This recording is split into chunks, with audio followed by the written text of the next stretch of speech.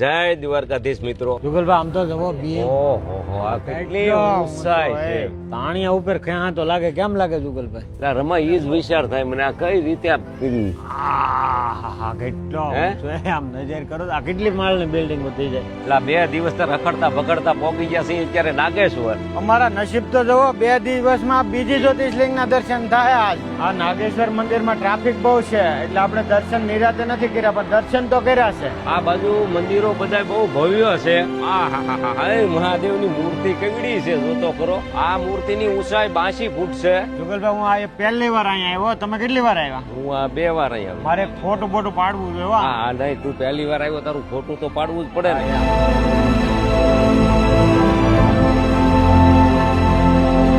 આ ભડકેશ્વર મહાદેવનું મંદિર છે. અને દ્વારકા જયારે આવો ત્યારે આ શિવલિંગના જરૂર દર્શન કરજો. આ દરિયાનો નજારો જોવો તમે, કેવા મોજા ઉસકે છે. મધ સમુદ્ર કહેવાય છે ને. કાળો તડકો છે પણ ઠંડી હવા આવે છે અત્યારે અહીંયા. આપણે ભડકેશ્વર મહાદેવના મંદિર થી નાડાવા આલ્યા ત્યાં રૂક્ષમણી માનું મંદિર આવી.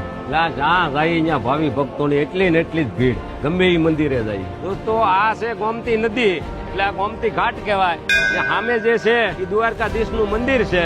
અને આ ગોમતી નદી આગળ જતા સમુદ્ર ને મળે છે.